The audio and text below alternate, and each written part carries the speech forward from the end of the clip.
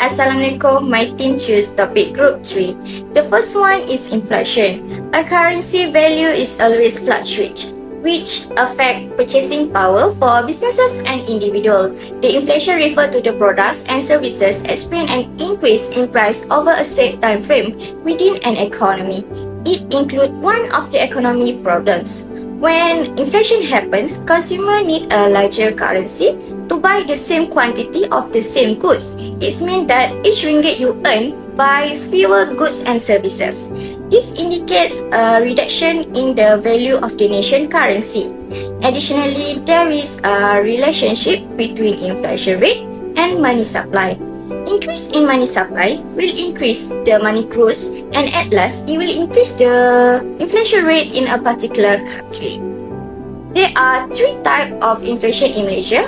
First and the foremost, demand pull inflation. When demands for goods or services rises faster than the supply of those goods and services, the result is demand pull inflation.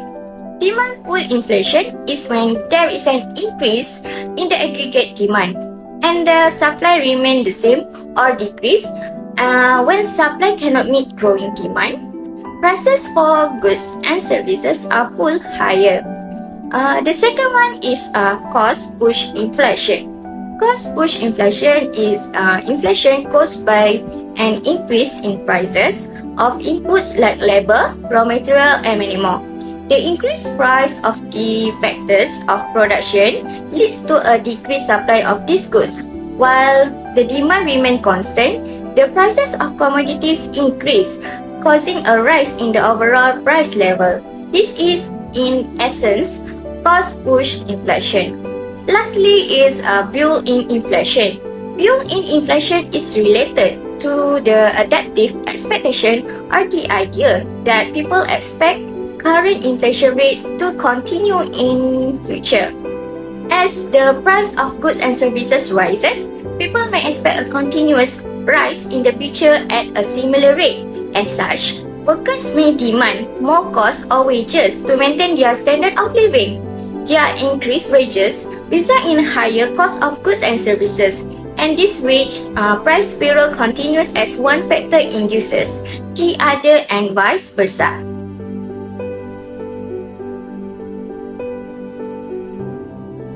Right, so how we want to calculate the inflation rate? Firstly, you need to have a current CPI minus previous CPI, divide the previous CPI and times by 100.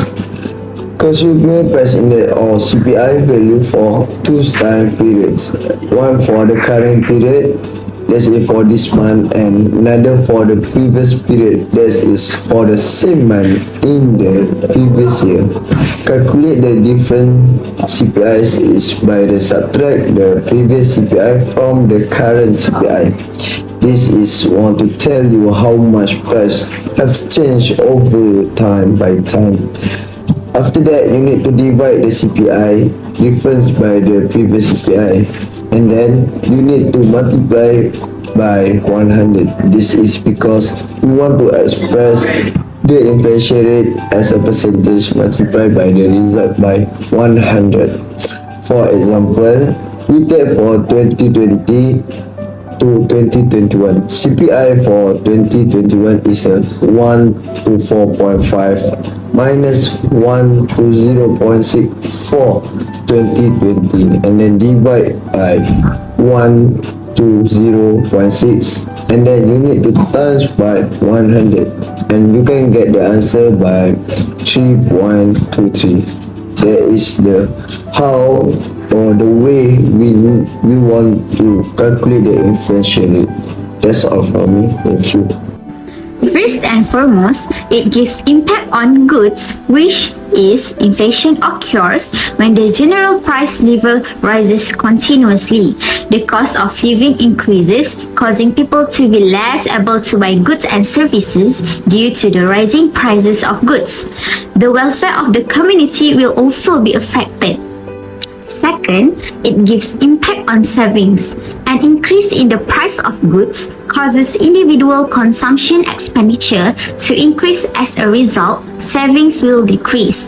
People are forced to withdraw and use their savings to cover the rising cost of living. Therefore, inflation causes the value of money held by households to decline. Third, inflation also gives impact to our incomes. Inflation causes the real income of society to decrease, assuming that cash income does not change. Real income is the amount of goods a household can buy with the cash income it receives. The increasing price level of goods and services will reduce the purchasing power of consumers, that is, the goods that can be bought with the same amount of money are decreasing. The rising cost of living causes the standard of living of society to decline because consumers cannot afford to buy the desired goods to meet their needs and wants. Last but not least, inflation can also give impact to unemployment. Modest inflation has a positive effect on the unemployment rate. An increase in the price of goods in the market due to demand pull inflation encourages firms to increase production to meet excess demand in the market. Firms will increase the use of labor to increase the level of production. This causes employment opportunities in the country to increase and the unemployment rate to decrease with moderate inflation. First solution is by using monetary policy. When inflation rises, the central bank, Bank Negara Malaysia, can adjust interest rates by raising it to make borrowing and spending more expensive, hence reducing demand and inflation. In periods of low inflation or economic slowdown, on the other hand, lower interest rates can encourage borrowing and spending, so encouraging economic activity. Interest rate effectiveness is determined by factors such as present economic conditions, public reaction, and the potential lag between policy changes and their full effects. Second solution is by using fiscal policy. Fiscal policy measures taken for dealing with inflation involve reducing government spending on programs and projects, so reducing overall demand and raising taxes, particularly on luxury and non-essential products, to reduce consumer spending. The effectiveness, however, depends on particular economic conditions and the level of inflation and the potential economic and social consequences, including employment and equity consideration, must be carefully considered in their implementation. The third solution is by using exchange rate policy. Exchange rate policies state that a weaker currency can raise import prices, contributing to domestic inflation, while a stronger currency can cause deflation by lowering the cost of foreign goods. This method, however, is complex and may have impacts for international trade, foreign investment, and global trade relation. It should be utilized but with caution, maintaining a careful balance between increasing exports and avoiding excessive inflation or deflation, and in coordination with other economic policies to promote overall economic stability and growth.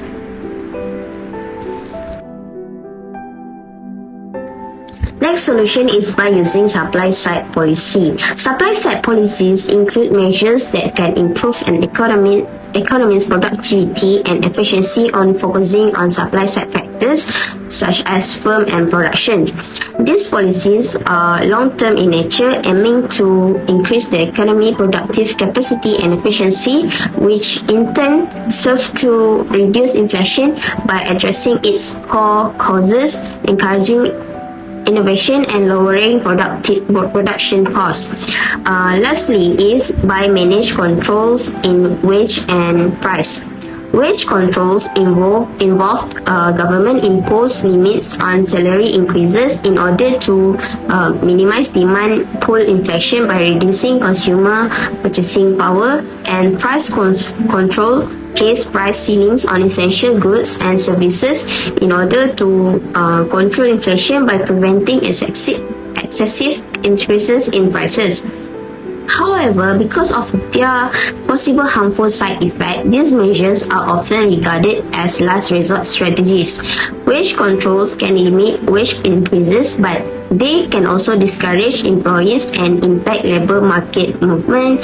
Meanwhile, price control can lead to shortage, the development of illegal markets, poor product quality, and discouragement for investment, and making them less preferred inflation control options.